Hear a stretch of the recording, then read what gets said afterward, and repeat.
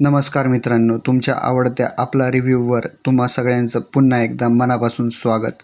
चला आज थेट मुद्द्यावर येऊयात आणि नुकत्याच रिलीज झालेल्या प्रचंड मोठ्या सिनेमाचा प्रामाणिक पंचनामा करूयात.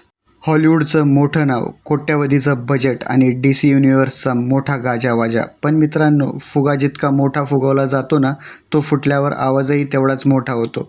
अगदी असं काहीसं झालंय नुकत्याच रिलीज झालेल्या सुपरगर्ल या सिनेमाबाबत. जेम्स गनच्या नव्या DC युनिव्हर्सचा हा दुसरा सिनेमा.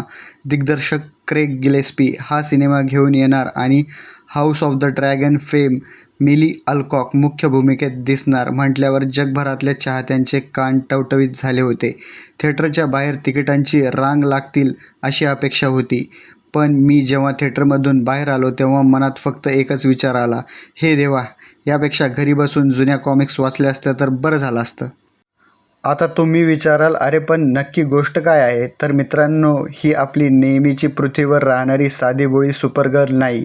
कथेची नायिका आहे कारा झॉरेल, जी क्रिप्टॉन ग्रहाच्या विनाशानंतर एका खडकावर अत्यंत कठीण परिस्थितीत मोठी झाली आहे.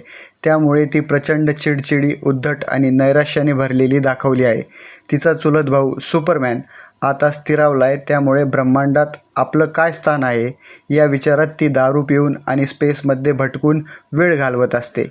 अशातच तिच्या आयुष्यात एंट्री होते रुथी मेरी नोल नावाच्या एका छोट्या एलियन मुलीची. Krem of the Yellow Hills नावाच्या एका क्रूर स्पेस चाचाच्या रुथीच्या वडिलांची निघृण हत्या केलेली असते. ती लहान मुलगी आपल्या वडिलांचा मृत्यू बदला घेण्यासाठी आणि सुपरगर्ल्सच्या पाळीव कुत्र्याला म्हणजेच क्रिप्टॉनला वाचवण्यासाठी काराची मदत मागते. इथून सुरू होतो या दोन्ही मुलींचा संपूर्ण ब्रह्मांडातला सुडाचा आणि न्यायाचा प्रवास. ऐकायला ही स्पेस ऑडिसीची खूप भारी वाटते, पण पडद्यावर मात्र या कथेचा पार कचरा झालाय. आता वळूयात अभिनयाकडे. मिली अल्कॉकने एका रागीट आणि उद्धट सुपरगर्लची भूमिका साकारण्याचा प्रामाणिक प्रयत्न केला आहे.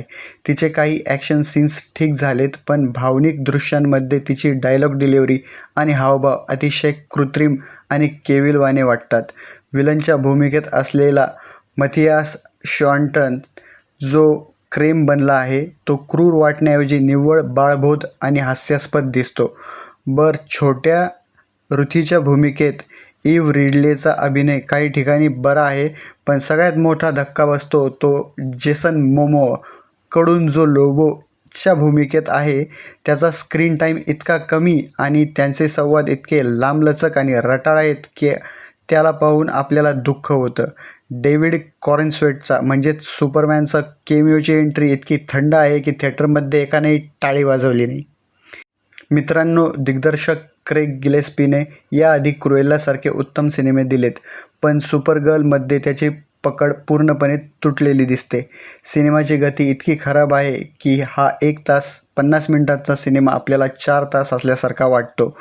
आपण सायन्स फिक्शन किंवा DCचा महाप्रचंड सिनेमा पाहायला जातो कारण आपल्याला उत्कृष्ट VFX पाहायचे असते. पण या सिनेमामध्ये ग्राफिक्स आणि स्पेशल इफेक्ट्स पाहून डोक्याला हात लावायची वेळ येते. अनेक सीन्समध्ये मागची ग्रीन स्क्रीन आणि जुनाट LED वॉल उघडी पडते. स्पेस सीन्स आणि उघडण्याचे शॉट्स इतके जुनाट वाटतात की 90च्या दशकातील शक्तिमान यापेक्षा चांगला वाटेल. सिनेमॅटोग्राफर रॉब हार्डीचे कॅमेरा वर्क अगदी साधारण आहे. ब्रह्मांडातला तो भव्यपणा कुठेच जाणवत नाही. आता वळूयात संगीताकडे.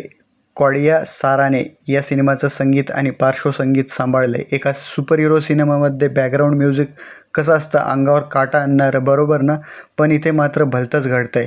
जिथे 2 पात्रांमध्ये भावनिक संवाद सुरू असतात तिथे इतका जोरात धांगडधिंगा म्युझिक वाजतं की संवाद ऐकूच येत नाहीत, आणि जिथे खरंच ॲक्शन सीन्स सुरू असतो तिथे पार्श्वसंगीत इतकं थंड आणि निरुत्साही असतं की सगळा मूडच निघून जातो. या सिनेमाबद्दल बोलायचं झालं तर माझ्या डोक्यात 2च म्हणी येतात. पहिली म्हण म्हणजे नाव मोठं आणि लक्षण खोटं. सुपरगर्ल, वुमन ऑफ टुमॉरो हे नाव, जेम्स गन प्रोडक्शन आणि एवढं मोठं कॉमिक बुक ॲडॅप्टेशन, हे सगळं ऐकून जेवढी मोठी अपेक्षा आहे, प्रत्यक्ष सिनेमा मात्र तितकाच पोकळ, विस्कळीत आणि कमालीचा निराशाजनक निघाला. दुसरी म्हण म्हणजे रात्र थोडी आणि सोंग फार. दिग्दर्शकाला कमी वेळेत खूप काही दाखवायचं होतं. काराचं मानसिक नैराश्य, रुथीची सूड, लोबोची एंट्री, स्पेस युद्धाचे सीन, पण या सगळ्या सोंगांच्या आणि उपकथांच्या नादात मूळ कथेची गाभा आणि पात्रांमधील भावनिक गोडवा पूर्णपणे हरवून गेला आहे. तर मित्रांनो, माझा अंतिम निकाल अगदी स्पष्ट आहे. जर तुम्हाला तुमचे कष्टाचे पैसे, अमूल्य वेळ वाचवायचा असेल तर या सिनेमाच्या वाटेला अजिबात जाऊ नका. हा सिनेमा ना कॉमिक बुक लव्हर्सला आवडेल, ना ॲक्शन प्रेमींना, आणि सामान्य प्रेक्षकांना तर हा एक मोठा मनस्ताप आहे. माझ्याकडून या सिनेमाला मिळतायत 5 पैकी 1 स्टार, तेही फक्त मिली अल्कॉकने केलेल्या प्रामाणिक कष्टांसाठी. पण मित्रांनो, हे माझं रोखठोक मत आहे. तुमच्यापैकी कोणी थिएटरमध्ये जाऊन हे धाडस केलं आहे का? तुम्ही सुपरगर्ल हा सिनेमा पाहिलात का? जर पाहिला असेल तर तुम्हाला मिली अल्कॉकचा अभिनय आणि क्रेग गिलेस्पीचं दिग्दर्शन कसं वाटलं हे मला कमेंट करून नक्की सांगा.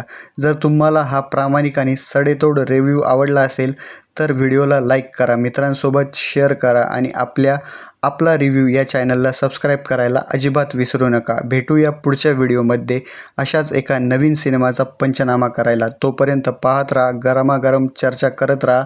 धन्यवाद.